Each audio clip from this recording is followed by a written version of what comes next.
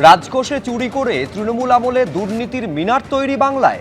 বীরভূমে নগদ প্রায় 20 কোটি টাকা, 22 কোটি মূল্যের 15 কেজি সোনা উদ্ধারের পর ফের উঠল সেই প্রশ্ন।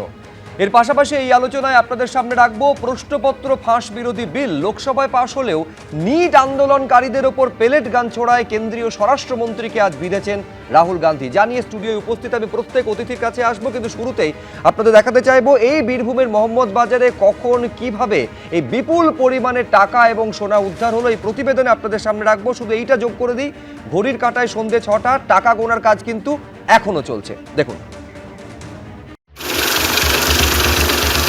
ব্যাগে কোটি কোটি টাকা, টাকার সঙ্গে সোনার পাহাড়। এবার বীরভূমের মোহাম্মদ বাজারের পাথর ব্যবসায়ীর আত্মীয়ের বাড়িতে মিলল যখের ধন। 4টি আলমারিতে টাকা ভর্তি ব্যাগ, ঘরের দেওয়ালের চোরা কুঠুরিতে থরে থরে লুকিয়ে রাখা টাকার বান্ডিল। কেজি কেজি সোনার বাট, সোনার বিস্কুট, কোটি কোটি টাকা, কেজি কেজি সোনা।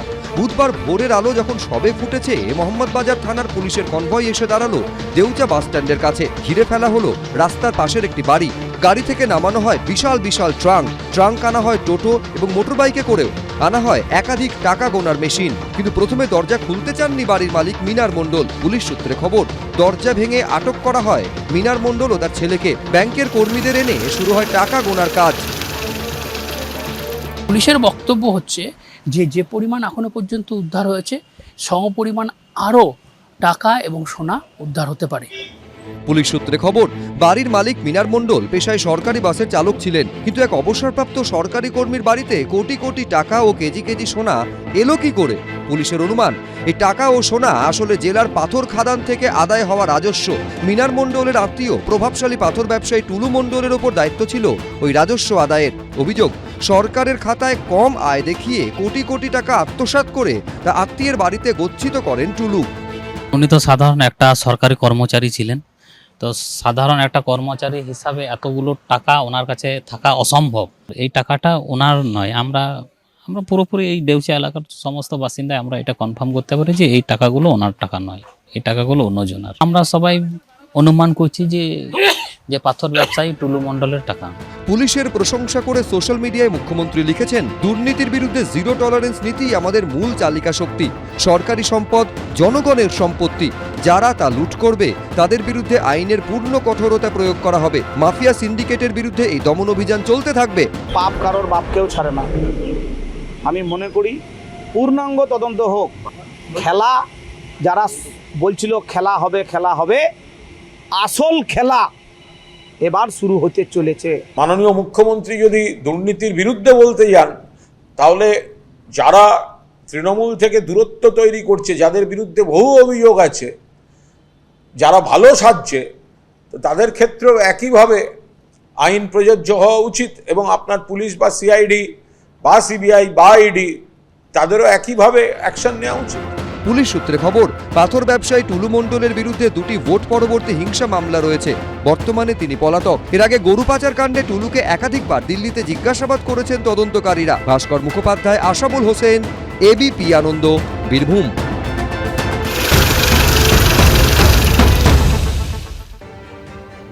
দেখুন, টাকা গোনার কাজ যেহেতু এখনো চলছে, সেই ছবিও সরাসরি দর্শকদের সামনে আমি রাখবো, কিন্তু তার আগে আপনাদের বলি যে আজকের যে টাকা এবং সোনা উদ্ধারের ঘটনা, নিঃসন্দেহে 6 বছর আগে এই রকমই একটা জুলাই মাসে পার্থ চট্টোপাধ্যায়ের বান্ধবী অর্পিতা মুখোপাধ্যায়ের বাড়ি থেকে 2 দফায় 50 কোটি টাকা নগদ এবং প্রায় 6 কেজির মতন সোনা উদ্ধারের ঘটনাকে মনে করিয়ে দিচ্ছে।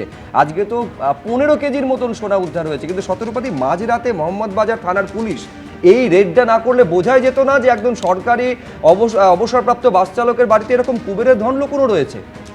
একদম। তোমরা আজকে, আমি একটা কথা বলবার আগে আমি বলি, আজকে গুরু পূর্ণিমা, সকলকে শুভেচ্ছা। এবং তোমরা যেটা দিয়ে শুরু করলে যে যখের ধন বলছো, যখের ধন তৈরি করতে গেলে কোনো একটা বাচ্চা ছেলেকে সেখানে মানে যক্ষ হিসেবে জমা রাখা হতো। অনেক সময় সে মানে এমনভাবে তাকে বন্ধ করে রাখা হতো, তার মৃত্যু হতো। এবার প্রশ্ন হচ্ছে কার কার মৃত্যু হয়েছে, কার কার বুকের ওপর দিয়ে এই টাকা, এই এত সোনা এখানে জমা করা হয়েছে। এবং আরও বড় প্রশ্ন হচ্ছে এই টাকাটা অ্যাকচুয়ালি কার। আমরা সব সময় বলেছি যখন যেখানে চুরি হয়েছে, এত বছর ধরে আমরা এটা মেনটেন করে এসেছি যে সেই কিন্তু কালীঘাটের দরজা ঠকঠক করা উচিত। এবার এর পরের স্টেপ কি হবে আমি জানি না, তবে সত্যি সত্যি তোমার শুভ্র তুমি যে প্রশ্নটা করলে যে মাঝরাত্রিরে সারপ্রাইজ রেড না হলে এইটা আদৌ এতটা টাকা পাওয়া যেত কিনা আমার সন্দেহ আছে। আর সবচেয়ে বড় কথা হচ্ছে যদিও ওখানে একটা কোয়ারি আছে, মানে পাথর কাটার খনি আছে, সবই আমি মানলাম যে ওখান থেকে টাকা সরিয়ে, কিন্তু এত টাকা বড় লোকের বা জমিদারদের বাড়িতেও এত টাকা লুজ রাখা হয় না। কত কোটি টাকা এখনো গুনে উঠতে পারছে না, কত কিলো সোনা আমরা মানে সাধারণ যারা আছেন তারা ভরিতে গোনেন, কি হয়তো বড় জোর কি মানে একটা ট্যাবলেটে বা বিস্কিটে গোনা হয়, কিন্তু কত কেজিতে গোনা হচ্ছে। মানে এইরকম এই এত বছর ধরে এটা তো কাউন্ট না কাউ টাকা, সে এটা এনার টাকা হোক কিনে বাস চালিয়ে এত টাকা করে ফেলেছে তার হোক, কি অভিষেক ব্যানার্জির হোক, কি সেখানে কোনো আন্ডারস্ট্যান্ডিং হোক, এরপরে নেক্সট স্টেপ সেখানেই ধরা হবে। না প্রশ্ন হচ্ছে যে মাথা অবধি যাওয়া যাবে কিনা, টাকা উদ্ধার হয়েছে, সোনা উদ্ধার হয়েছে। আমি দর্শকদের মনে করিয়ে দেবো যে সব্যসাচী দত্ত তার বান্ধবীর বাড়িতে নদিয়ার বাড়িতে গিয়ে পুলিশ কিন্তু এইরকম বিপুল পরিমাণে সোনার হদিশ পাওয়া গেছিল, কিন্তু সেই তদন্ত কতদূর পর্যন্ত পৌঁছলো আজকে তো সেই প্রশ্নটাও সঙ্গত কারণে উঠবে। খুব দ্রুত শতরূপাদির কাছে উত্তরের পর আমি মৃত্যুঞ্জয়ের কাছে যাব। না সব চলছে, আমি কোনোটাই এরকম রাতারাতি হয় না। আমি একটাই কথা বলবো, ধর্মের কল বাতাসে নড়ে এবং ধর্মের কল হয় না, কিন্তু আবার মাঝরাতে রেডে আবার এই বিপুল পরিমাণে উদ্ধার পর্যন্ত হয়ে যায়। কিন্তু আমি এইখানে মৃত্যুঞ্জয়ের কাছে এই কারণে আসতে চাইবো যে দর্শকদের জানাই যার বাড়িতে রেডটা হয়েছে এবং বিপুল পরিমাণে এই টাকা এবং সোনা উদ্ধার হয়েছে সে হচ্ছে মিনার মণ্ডল, সে টুলু মণ্ডল পাথর খাদানের ব্যবসায়ী, তার আত্মীয়। এবার টুলু মণ্ডল আবার অনুব্রত মণ্ডলের ঘনিষ্ঠ। আমি বলছি এই অনুব্রত মণ্ডল একদা ঘনিষ্ঠ ছিল, এই অনুব্রত মণ্ডল এখন শিবির বদল করে ঋতব্রত তৃণমূলে। এরপরেও মৃত্যুঞ্জয় তোমরা প্রশ্ন তুলবে যে শিবির বদল করার পরেও ইমিউনিটি পাওয়া যায়? না, আমার একটা সহজ সরল প্রশ্ন আছে, মানে একদমই সহজ সরল প্রশ্ন, যে অনুব্রত মণ্ডল যে ওই বালিশের দলে গেছে বা চাটনের দলে গেছে, তার জয়েনিং ফিজের টাকাটা সেটা কি তার নিজের খুব কাছের লোক টুলু মণ্ডলের বাড়িতে এখানে রেখে দিয়েছিল? এবার এই যে টাকাটা এখন উদ্ধার হচ্ছে, আবার মানে যারা জয়েনিং ফিসের জন্য টাকাটা দিয়েছিল, মানে ওই ভারতীয় জনতা পার্টি ধরুন দিয়েছিল তাদের বি টিম হিসাবে বা ডিটেনশন ক্যাম্প হিসাবে, যে বালিশ তৃণমূলে যাওয়ার জন্য।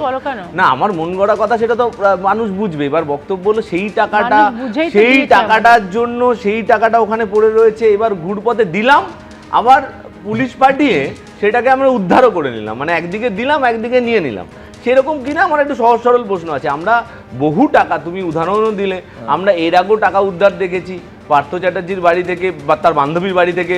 তার পার্থ চ্যাটার্জি এবং অর্পিতা দুজনেই তো এখন বেলে আছে, তো এখনো অবধি এত টাকা মানুষ, সারা বাংলার মানুষ এই টাকা উদ্ধার হচ্ছে, এই ছবি থেকে করবে এটা কি?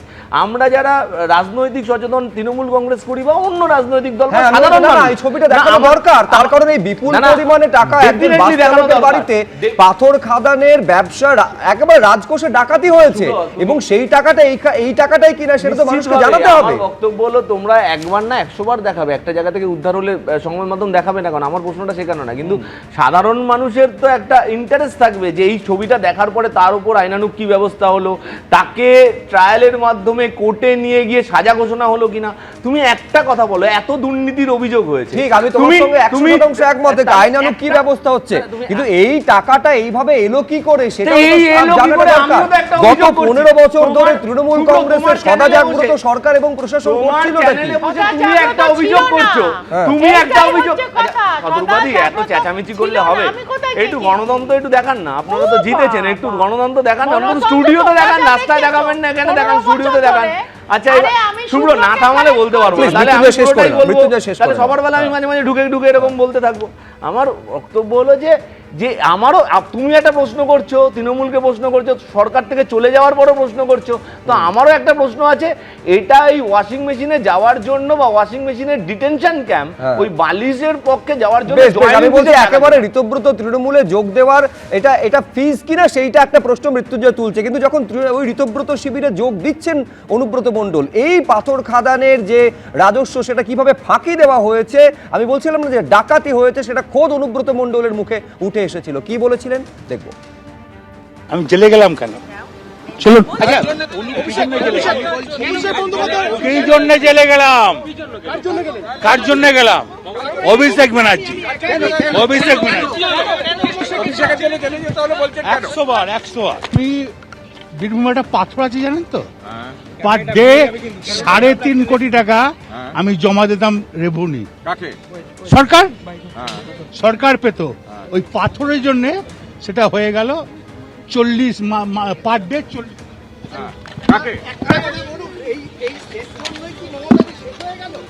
ওর জন্যই শেষ হলো। আমি সরাসরি একবার মিনার মণ্ডলের বাড়ির সামনে আপনাদের নিয়ে যাব। দুই প্রতিনিধি আমাদের সেখান থেকে রয়েছেন, ভাস্কর মুখোপাধ্যায় এবং পার্থপ্রতিম ঘোষ আমাদের সঙ্গে রয়েছেন। শুরুতে আমি চলে যাব ভাস্করের কাছে। ভাস্কর, এখনো পর্যন্ত তল্লাশি এবং টাকা গোনার কাজ চলছে, কি খবর রয়েছে?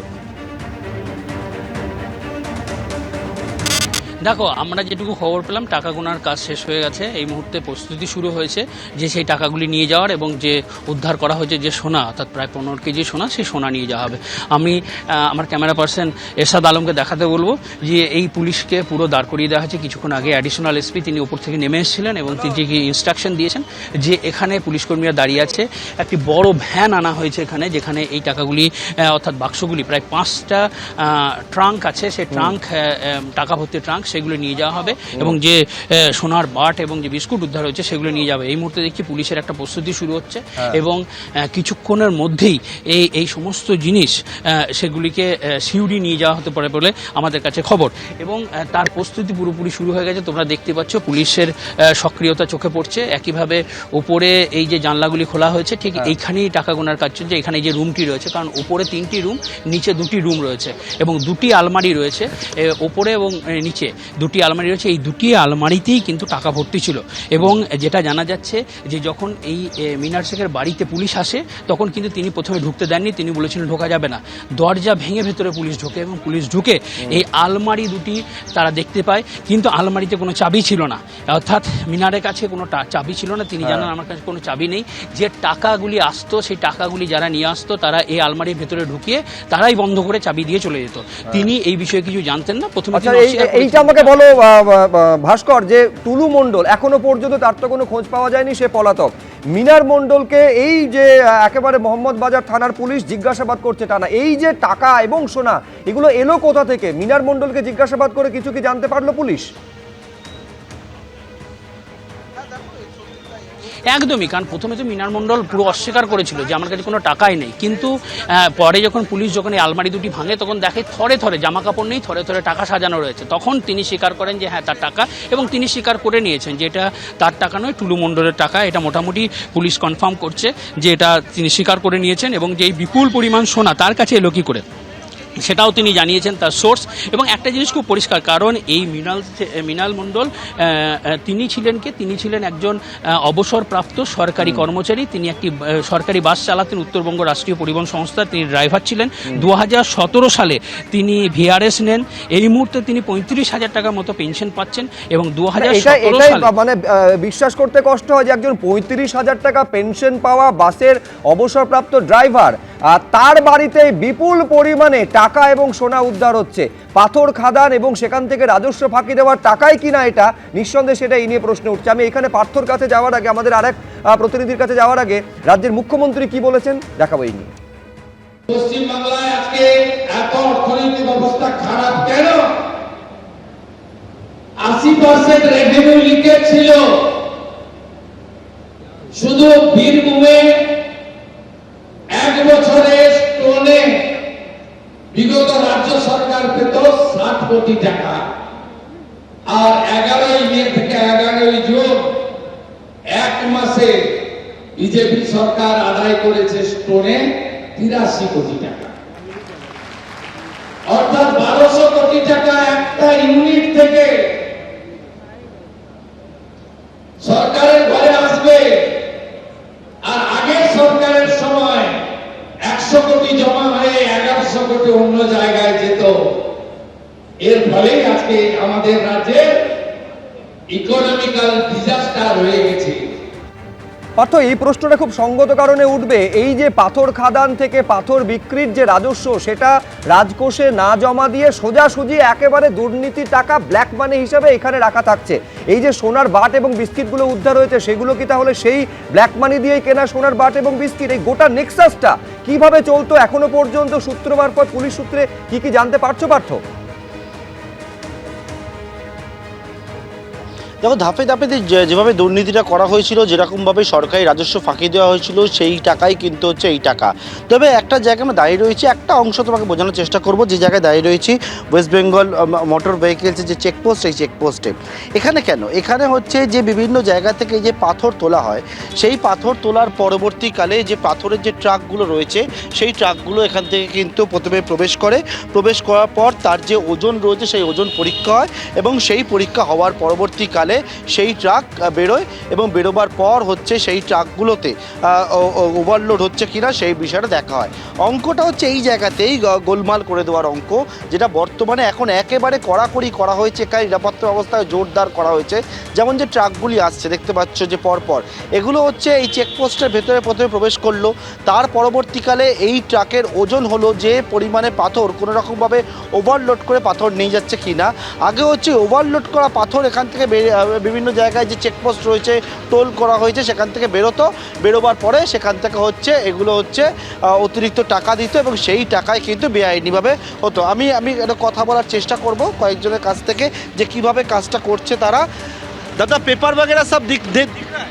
हाँ हाँ क्या किया यहाँ पर कुछ नहीं किया। वेट देखा? मेरा खाली गाड़ी है। खाली गाड़ी है आपका, वेट देखता है? हाँ वेट देखता है। पत्थर लेकर जाता है? ना खाली है अभी। नहीं, दूसरा टाइम ना हम तो गुवाहाटी जाके आए। ওনার বর্তমানে যে খালি গাড়ি, ওনার পিছনে আরও গাড়ি আছে, সেই গাড়িতেও এরকমভাবে যে পাথর নিয়ে আসছে তারা, এবং কীরকমভাবে পর্যায়ে আমি কথা বলছিলাম গাড়ি চালকদের সঙ্গে, বলছে এখন একেবারে কোনো রকমভাবে ওভারলোড যাতে না হয় সেই বিষয়টা। क्या है गाड़ी में? मिट्टी है। मिट्टी है। सब चेक हुआ? हाँ चेक हुआ। क्या वेट चेक किया? हाँ वेट चेक किया। ज़्यादा होने से अभी क्या करता है फाइन? हाँ ज़्यादा करने से फाइन देते। पहले भी कितना दिन से यहाँ पर आते थे? अभी तो हम लोग महीना महीना में आते हैं। महीना में हाँ पूरा पेपर लेकर सब चेक करता है? नहीं पेपर चेक नहीं कर, वेट चेक होता है। पूरा चेक। हाँ हाँ বলছেন যে ওজন পুরোপুরি চেক করা হয়, এবং এই যে জায়গা রয়েছে ওজনেই মূলত হচ্ছে যে সেই ওজনেই হচ্ছে দেখাতো কেউ যে পরিমাণ নিয়ে যাচ্ছে তার থেকে কম পরিমাণে দেখিয়ে এখান থেকেই হচ্ছে এই কালোবাজারি যে ব্ল্যাক মানি, সেই ব্ল্যাক মানির উৎস তেমনটাই কিন্তু মনে করা হচ্ছে। এই রকম যে চেকপোস্টগুলো রয়েছে সেই চেকপোস্টগুলিতে ইতিমধ্যে কিন্তু কড়াকড়ি করা হয়েছে নজরদারি। একেবারে পার্থ, আপাতত তোমাকে ধন্যবাদ। নজরদারি যদি এরকমই কড়াকড়ি প্রথম দিকে থাকতো তাহলে রাজস্ব ফাঁকির বিষয়টা কি আদৌ ঘটতো? আমি একটা পরিসংখ্যান যেটা মুখ্যমন্ত্রী রাজ্য বিধানসভায় দিয়েছেন আমি দর্শকদের জন্য তুলে ধরি। মুখ্যমন্ত্রী সেদিন বলেছিলেন যে 1 বছরে রেভিনিউতে 60 কোটি টাকা জমা পড়তো এতদিন। 9 মে শপথ নেওয়ার পর 1 মাসে দিয়েছি 83 কোটি। ভাবুন, 1 বছরে যেটা 60 কোটি রেভিনিউ বা রাজস্ব আসতো, পালা বদলের পর 1 মাসে সেটা হয়েছে 83 কোটি। মুখ্যমন্ত্রী বলছেন ওটা 100 কোটি হবে, বছরে হবে 1200 কোটি, মানে 63 কোটি 1 বছরে সেটা লাফিয়ে হয়ে যাচ্ছে 1200 কোটি। গড়ে প্রতি বছরে যদি 1000 কোটি টাকা রাজস্ব ফাঁকি হয়, 15 বছরে ভাবুন 15,000 কোটি টাকা শুধু পাথর খাদানে একটা জেলা থেকে রাজস্ব ফাঁকি হয়েছে। রাজকোষে ডাকাতি ছাড়া কি এটা সলিলদা? 2-3টে খাদান ছাড়া কোনো খাদানে, পাথর খাদানের কোনো লাইসেন্স ছিল না। মল্লারপুর, নলহাটি, পচামি, রামপুরহাট পাথর খাদানে ভর্তি। এবং তুমি বিশ্বাস করবে না, ডিটোনেটর দিয়ে, জিলেটিন স্টিক দিয়ে শুরু করে অ্যামোনিয়াম নাইট্রেট দিয়ে শুরু করে সেগুলো ভাঙা হতো। রাজ্যটাকে লুট করেছে, রাজকোষ লুট করেছে ডাকাতেরা। পার্থ চ্যাটার্জি শিক্ষামন্ত্রীর সময় তোমরা কি দেখেছো? 50 কোটি টাকার সোনার বার সব কিছুকে ছাপিয়ে গেছে এরা। অনুব্রত মণ্ডল, তাকে ছাড়া এই কাজ সম্ভব হয় না। আজকে সে ভালো তৃণমূলে গেছে, পুলিশ সব জানতো, সব কিছু জানতো। আজকে তোমার মিনার মণ্ডল বলো, টুলু মণ্ডল বলো, এরা তো পাবে। তদানীন্তন মুখ্যমন্ত্রী, তার ভাইপো, তাদের নির্দেশে সব হয়েছে। বালিতে তোমার জলের মধ্যে সরকার কিছু করতে পারছে না, পাথর খাদান চলেছে শুরু করেছে। ওখান থেকে বালি গেছে। বালিতে এমন বালি গেছে যে নদী চুরি করেছে, নদীর স্রোত রিভার্স। আমি বলছি নদী চুরি থেকে শুরু করে একেবারে গাছ চুরি, মাটি চুরি, এবং এখানে আমি আবার আসবো, সেটা হচ্ছে পাথর খাদান, মানে পাথরের খনি থেকে টাকার খনি, সোনার খনি পর্যন্ত উদ্ধার হচ্ছে, এবং পুরোটার সঙ্গে দুর্নীতি আষ্টে পৃষ্ঠে জড়িয়ে রয়েছে। বিপুল পরিমাণে টাকা উদ্ধার হলো, এবং এই টাকা পাথর খাদানের সঙ্গে যুক্ত। পাথর খাদানের যে পাথর বিক্রির যে রাজস্ব, সেটা রাজকোষে জমা না দিয়ে এভাবে ব্ল্যাক মানি করে রাখা হয়েছিল বলে অভিযোগ। দেখতে পাচ্ছেন যে 15 কেজি সোনার বাট উদ্ধার হয়েছে, সোনার বাট এবং সোনার বিস্কিট, যার বাজার মূল্য প্রায় 22 কোটি টাকা। অর্থাৎ টাকার অঙ্কে যদি দেখা যায় প্রায় 42 কোটি টাকার নগদ এবং সোনার বিস্কিট এবং বাট উদ্ধার হয়েছে।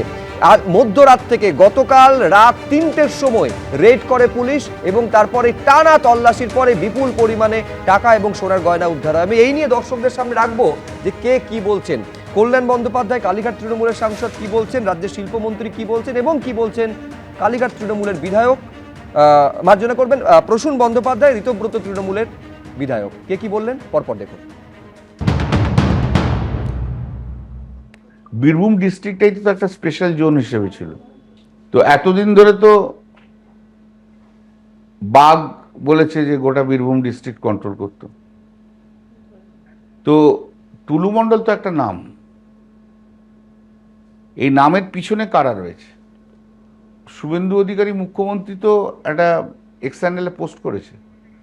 এবার এক্স হ্যান্ডেলে পোস্ট করে বলুন যে এই যারা আজকে ভালো তৃণমূল হয়ে গেছে, যারা যিনি আজকে এনডিএ শরিক হয়ে গেছেন, তাদেরকে অ্যারেস্ট করা হবে কিনা, সেটা তো বাংলার মানুষ এখন সেটাই জানতে চায়। এটা 20 কোটি, 25 কোটি, 30 কোটি, এর মধ্যে আর চার্ম নেই।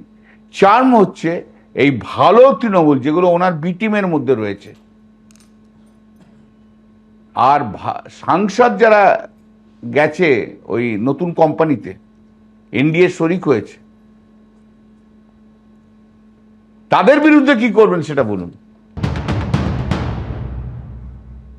ফার্স্ট অফ অল হচ্ছে, আমি প্রথমেই বলেছি যে এটাকে ডিক্রাই করা হচ্ছে, এটাকে একদম কন্ডেম করা হচ্ছে, এবং বলা হয়েছে যে police should investigate down to the last mile connectivity.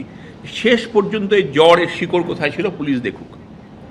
আগে পুলিশের কাছ থেকে কোনো অফিসিয়াল স্টেটমেন্ট বলুন বা কোর্টের কাছ থেকে কোনো অবজারভেশন আসুক যে এরা involve, then we can comment on this thing. একটা লোকের, যে কোনো ব্যক্তি XYZ ইনভেস্টিগেশনে 24 ঘন্টা পার হওয়ার আগে কাউকে দোষী বা নির্দোষ বলে, অ্যাপার্ট ফ্রম দ্য পার্সন যার থেকে সিজার হয়েছে, সে তো অবশ্যই দোষী যার কাছ থেকে পাওয়া গেছে।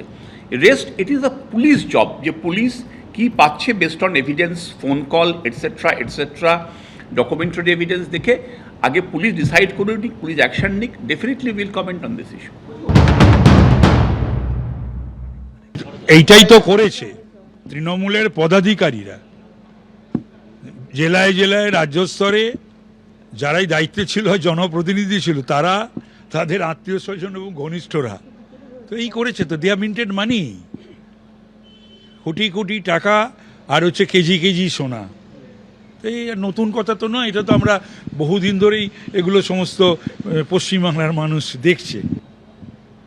কল্যাণ আগেও জানতো কারা কারা বিজেপি ঘনিষ্ঠ ছিল। কল্যাণ কেন, মমতা ব্যানার্জিও জানতো, এবং তারা বিজেপি ঘনিষ্ঠর জন্যেই তারা দর পেত। তাদের পজিশন তো, সুতরাং এখন এসব বলে কোনো লাভ আছে?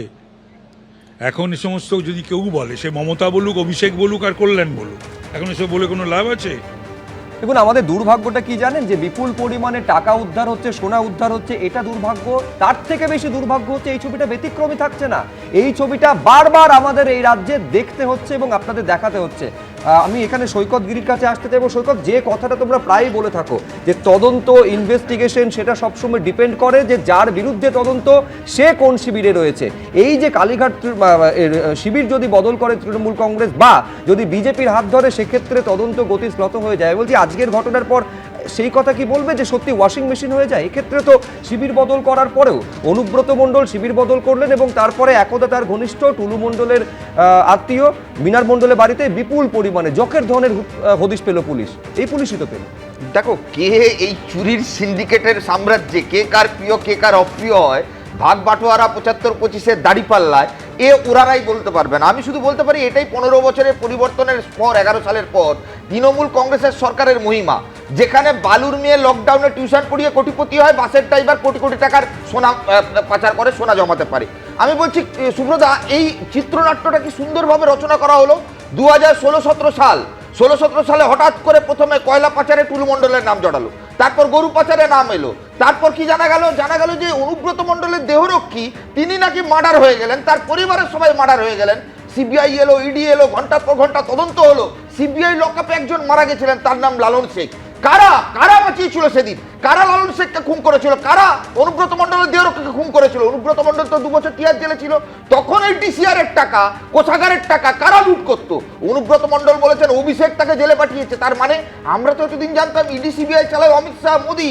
তার মানে অভিষেক বন্দ্যোপাধ্যায় বলে দিচ্ছে অমিত শাহ মোদির ইডি সিবিআই কাকে ধরবে কাকে ধরবে না। আমি বলছি দেখো, এই যে 100 কোটি টাকার বিয়ে, টুলু মণ্ডলের মেয়ের বিয়ে, টুলু মণ্ডল তো সামান্য একটা চুনোপুটি। তার মেয়ের বিয়েতে 100 কোটি টাকা খরচ করে অনুষ্ঠান, হেলিপ্যাড হলো, হেলিকপ্টার নামলো। কলকাতা থেকে কোন কোন তৃণমূল বিজেপির নেতারা গেছিল? বলিউড টলিউডের কোন কোন দাদা দিদির অভিনেতা অভিনেত্রীরা গেছিল? কেন তদন্ত করলো না পুলিশ? আচ্ছা, ইডি সিবিআই এর কাছে টুলু মণ্ডল দিল্লিতে গিয়ে 3-3 বার হাজিরা দিয়েছে, তদন্ত কেন হয়নি? তার মানে দাদা দিদি সবাই মিলিজুলি করে চলে গেছে। শুধু হাজিরা নয়, গ্রেফতার পর্যন্ত হয়েছিল। একদম। আমি লাস্ট যে কথাটা বলি, আমি বলছি সুব্রদা, মনে করে দেখো এয়ারপোর্টে হঠাৎ করে ভাইপো স্ত্রীর একটা সোনা পাচারের ভিডিও ভাইরাল হলো। হঠাৎ করে রাতারাতি বিজেপির কেন্দ্রীয় অসামরিক প্রতিমন্ত্রী রাতারাতি ফোন করলেন, ভিডিও উড়ে গেল। আমি বলছি আজকে তো বোঝা যাচ্ছে মিনার মণ্ডলের বাড়িতে 100 কোটি টাকা সোনা উদ্ধার হচ্ছে, আর সেদিন ভাইপো সোনা পাচার করলে তো আসলে মুশকিলটা কি জানো তো? এই কালীঘাট তৃণমূল আর ঋতব্রত তৃণমূল এরা কেউ আলাদা নয়, রাজ্যের বিজেপি আর 2 তৃণমূল এরা সবাইকে বোকা বানাচ্ছে। মিনার মণ্ডলের বাড়িতে যদি এত টাকার সোনা পাওয়া যায়, তাহলে তুমি ভাবো ওই এলাকার 2 জন সাংসদ অসিত মাল, শতাব্দী রায়ের বাড়িতে কত টাকার সম্পত্তি পাওয়া যাবে। কারা পাবে, ধরবে কে? উনি তো এখন নাকি বৃষ্টি বিহাজ করছেন। গতকাল শুনলাম মোদির একদম পেছনে বসে আছেন। শতরূপদীরা চিৎকার করতে পারেন, এই রাজ্যে বিজেপি শুভেন্দু অধিকারী চিৎকার করতে পারেন, কেউ মোদির পাশে পেছনে ডিনার করতে পারেনি। ডিনার করছে কে? শতাব্দী রায়রা। কে বসে থাকছে? অসিত মালরা। আজকে মৃত্যুঞ্জয়রা চিৎকার করছে এখানে, আরে ভাই তোমার কামার স্ট্রিট থেকে ফোন যেত তৃণমূলের এমপিদের কাছে যে ভাই কোন বিলে সমর্থন করতে হবে, কোন বিলে সমর্থন। একেবারে আমি বলছি মূল প্রশ্নটা এটাই। এক হচ্ছে বিজেপির ঘনিষ্ঠতা বা বিজেপির তরফ থেকে যদি ছাতাটা ধরা হয়, তাহলে তাদের বিরুদ্ধে তদন্ত শেষ পর্যন্ত, সেটা কেন্দ্রের ইডি হোক বা রাজ্যের পুলিশ হোক, তারা তদন্ত করবে না, এইটা হচ্ছে অভিযোগ। দ্রুত উত্তরের জন্য না শুভ্র, সব সময় সৈকতরা যখনই মুখ খোলে, সৈকতরা মানে লেফট ফ্রন্ট, ওদের কোনো লজিক থাকে না। ওরা একটা সেই মানে একটা খিচুড়ি বানিয়ে আমি বলছি পাশাপাশি এই তথ্যগুলো দিতে হবে। সেটা হচ্ছে জ্যোতিপ্রিয় মল্লিক থেকে শুরু করে ফিরহাদ হাকিম থেকে শুরু করে নির্মল ঘোষ, জাভেদ খান, যাদের বিরুদ্ধে অভিযোগ বারবার সামনে এসেছে, তারা যেই মুহূর্তে শিবির বদল করলেন, তাদের বিরুদ্ধে তদন্ত গতি কি সেই জায়গায় রয়েছে এই মুহূর্তে? নাকি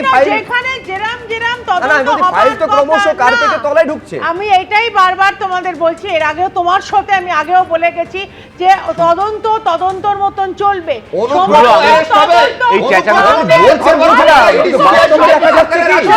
আপনাদের ক্ষমতা নেই অনুব্রত মণ্ডলকে ধরবেন, আমার বলার সময় ধরবেন না, কারণ তার ভাগ্যটা দিল্লি অবধি বিজেপি অবধি পৌঁছয়। একদম চুপ করো। তোমাদের হচ্ছে কি নৈশ ভোজে কার নেমন্তন্ন হলো না হলো না। আমার শুভ্রকে আবারও আমি তোমার মাধ্যমে সবাইকে, পুরো পশ্চিমবঙ্গের মানুষকে জানাতে চাই যে তদন্ত যেরাম চলছে সেরাম চলবে। আমি বলছি শতরূপদী স্টুডিওয় বসে আশ্বস্ত করছেন, কিন্তু বাস্তবে সেটা দেখা যাচ্ছে কিনা। শীর্ষেন্দুদা, মূল বিষয় হচ্ছে একেবারে এই রাজ্য সরকার, বর্তমান রাজ্য সরকার এসে পুরনো একাধিক ফাইল খোলার কথা বলার আগে আমি একাধিক ফাইল না আমি বলছি, এই আমি কিছুক্ষণ আগে বললাম যে ববি হাকিম থেকে শুরু করে নির্মল ঘোষ থেকে জাভেদ খান থেকে বালু মল্লিক, এই ফাইলগুলো কি ক্রমশ কার্পেটের নিচে চলে যাচ্ছে নাকি? রবীন্দ্রনাথ ঠাকুর, তারাশঙ্কর বন্দ্যোপাধ্যায়, আমরা বীরভূম বলে জানতাম রবীন্দ্রনাথ ঠাকুর, তারাশঙ্কর বন্দ্যোপাধ্যায়, কিন্তু এখন জানি কেষ্টমণ্ডল, টুলু মণ্ডল, এই তো অবস্থা। আজকে গুরু পূর্ণিমা বলছেন তো, এই টুলু মণ্ডলের টাকা গুরু দক্ষিণার জন্য কেষ্টমণ্ডলকে দিত, তার আগেই জকের দোন ধরা পড়ে গেছে। আসলে পাথর শুধু নয়, পাথর, বালি, গরু, প্রত্যেকটা জায়গায় টাকা আজকে তোলা, প্রতিটা জায়গায় তোলাবাজি করছেন। আমরা আতশবাজি শুনতাম, আর এরকম ব্যাপারে প্রতিটা জায়গায় প্রতিটা সময়ে আপনারা আজকে ইডি বলুন, পুলিশ বলুন, ধরছেন, কিন্তু শেষ অবধি দেখতে হবে প্রভাবশালীর হাত থাকছিল বলে তাদের এতদিন ধরা হয়নি। আজকে সত্যি তো আজকে কেষ্টমণ্ডল থেকে শুরু করে আজকে যদি বলেন যে জাভেদ খানের ছেলের 90টা নাকি অবৈধ নির্মাণ আছে, তাকে কেন ধরা হবে না? নির্মল ঘোষকে নাকি বলা হয় যে আর্জিকর মামলা পাল্টে যায়, তাকে কেন ধরা হবে না? আর একটা জিনিস, পাথরের যেটা হচ্ছে MMDR অ্যাক্ট 1957, রাজস্ব যেটা ফাঁকি এবং যে আইনসম্মত যে বেআইনি খনি এবং পাথর উত্তোলনের ক্ষেত্রে এটা 2 নম্বর এবং 21 নম্বর ডেভেলপমেন্ট অ্যান্ড রেগুলেশন মিনারেলস, সেইটার অনুযায়ী 5 বছরের কারাদণ্ড আছে। সেগুলো হবে তো? আসলে এই দুর্নীতির চারা দিনের পর দিন বট গাছে পরিণত হয়েছে। আজকে টালির তলায়, 14 তলায়, কাঠের তলায়, আলমারির তলায়, তলায় তলায় টাকা, সেই তলায় তলায় টাকাগুলো যে পাওয়া যাচ্ছে, সেই জায়গায় প্রত্যেকটা জায়গায় এখন টমেটোর তলায় টাকা পাওয়া যাচ্ছে। সেখানে এই যে ধরা পড়ছে শেষ অবধি দেখতে হবে। আজকে 5 বছর কি 3 বছর এরকম না, কাস্টডি ট্রায়াল করতে হবে, প্রত্যেককে ধরতে হবে। আজকে এখানে একে ছাড়বেন, ভালো আর খারাপ হয় না। তৃণমূল মানেই চোর, তৃণমূল মানে খারাপ, ভালো তৃণমূল হয় না, খারাপ তৃণমূল হয় না। যে তৃণমূলের কথা বলছেন তারাই চুরি করেছে, দুর্নীতির সেই জায়গায় নিয়ে গেছে। আমি বলছি একটা জায়গায় কিন্তু মৃত্যুঞ্জয় মানতে হবে যে বিনিয়োগ কিন্তু দুর্নীতিতে বিপুল পরিমাণে হয়েছে এই তৃণমূল আমলে, যেগুলো এখন এক এক করে বেরোচ্ছে। সব এক একটা হচ্ছে, কেউ সোনার টুকরো, কেউ হীরের টুকরো ছেলে। দেখো শুভ্র, একটা কথা বলি, যদি সরকারের সদিচ্ছা থাকতো তাহলে অনুব্রত মণ্ডলের যে স্টেটমেন্টটা তুমি দেখালে যে 3.5 কোটি টাকা আমি প্রত্যেক দিন দিতাম, অনুব্রত মণ্ডল কোন সরকারি পদে ছিলেন যে প্রত্যেক দিন পাথর খাদানে আপনার বেলায় এই যে প্রত্যেক দিন 3.5 কোটি টাকা, যার মেয়ের বিয়েতে 150 কোটি টাকার খরচ দেওয়া হয়, এই সৈকত বলছিল হেলিপ্যাডের ব্যবস্থা পর্যন্ত করা হয়েছিল, একের পর এক সেলিব্রিটিরা এসেছিলেন। আমি বলছি সেইটা কিভাবে, সেই টাকাটা এলো কোথা থেকে? আমি আবারও বলছি, আমি আবার তাহলে রিপিট করতে হবে, মাঝখানে তোমরা আটকাচ্ছ বলে। আমি বলছি যে সরকারের সদিচ্ছা থাকলে অনুব্রত মণ্ডলের শুধু ওই স্টেটমেন্টের জন্য অ্যারেস্ট করা উচিত ছিল যে আমি প্রত্যেক দিন 3.5 কোটি টাকা করনি কেন? না আজকে এখানে বসে করা উচিত ছিল বললে কি হবে? তোমরা করনি কেন? করছে না কেন? এই সরকার করছে না। তার মানে যতদিন পর্যন্ত তোমাদের ভোট স্বার্থটা অনুব্রত মণ্ডল পরিষেবা দিচ্ছিল, ভোট স্বার্থ রক্ষা করছিল, ততদিন পর্যন্ত সে বীরভূমের বাঘ। আবার কথা বলছি, বাঘ হোক বা বেড়াল, বাকছাল পড়া বেড়াল, আমার বক্তব্য হলো আমার এরা যারা বারবার বলছে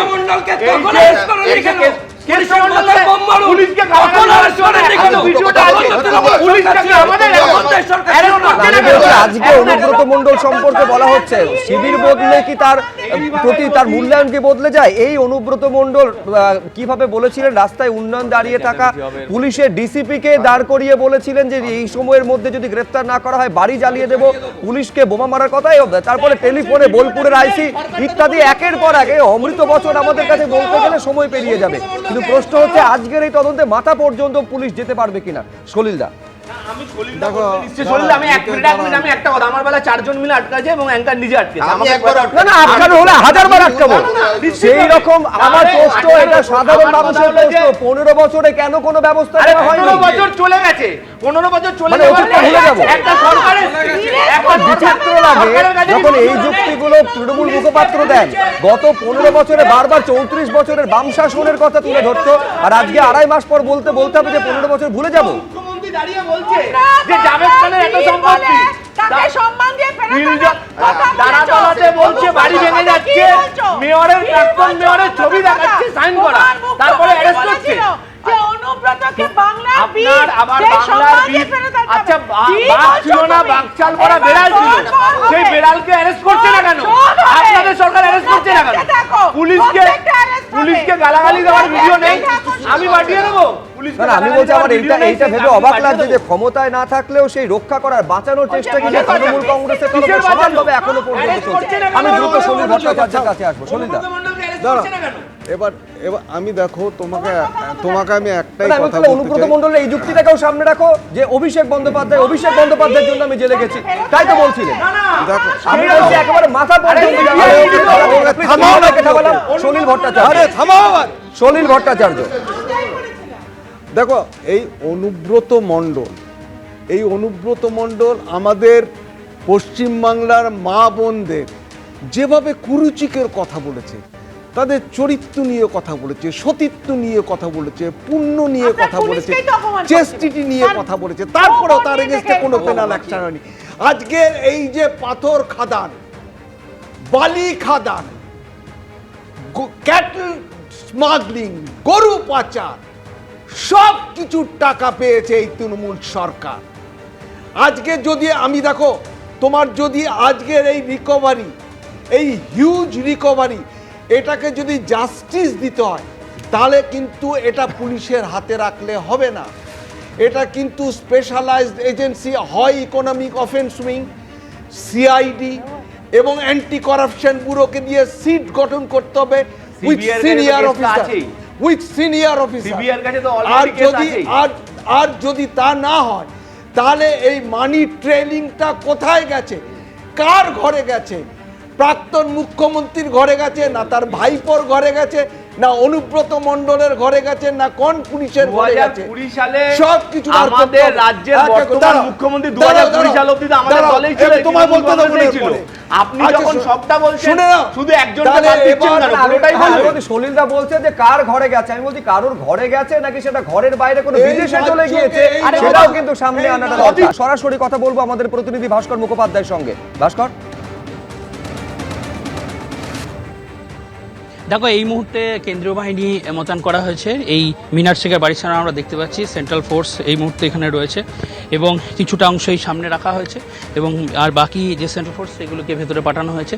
এবং যেটা পুলিশ সূত্রে আমরা জানতে পারছি যে এলাকাটি সিকিওর করার জন্য, কারণ শুধু সেন্ট্রাল ফোর্স নয়, ব্যারিকেডও আনা হচ্ছে। ব্যারিকেড দিয়ে পুরো রাস্তার সামনেটা ঘিরে ফেলা হবে, কারণ একদিকে এই বিশাল পরিমাণ টাকা, অন্যদিকে সোনা, এই পুরো বিষয়টি নিরাপত্তার একটা ব্যাপার রয়েছে, সেই বিষয়টি নিশ্চিত করতে চাইছে পুলিশ এবং তার জন্য কেন্দ্রীয় বাহিনীকে এখানে আনা হয়েছে। এবং আমরা দেখতে পাচ্ছি হ্যালোজেন লাইট লাগানো হয়েছে পুরো বাড়ির সামনের দিকে এবং বাড়ির পিছনের দিকে, এবং নিরাপত্তা ব্যবস্থা কঠোর হচ্ছে, কারণ পুলিশ সূত্রে জানা যাচ্ছে আধ ঘন্টার মধ্যেই এই গণনার কাজ সম্পূর্ণ হয়ে যাবে এবং তারপরই ট্রাঙ্কে ভরে সেই টাকা সিউড়ি নিয়ে যাওয়া হবে। একেবারে এই গোনার কাজ সম্পূর্ণ হলে কত টাকা ঠিক উদ্ধার হলো সেই অঙ্কটা জানা যাবে এবং তল্লাশি কিন্তু এখনো পর্যন্ত চলছে। এবিপি আনন্দ, এগিয়ে থাকে, এগিয়ে রাখে।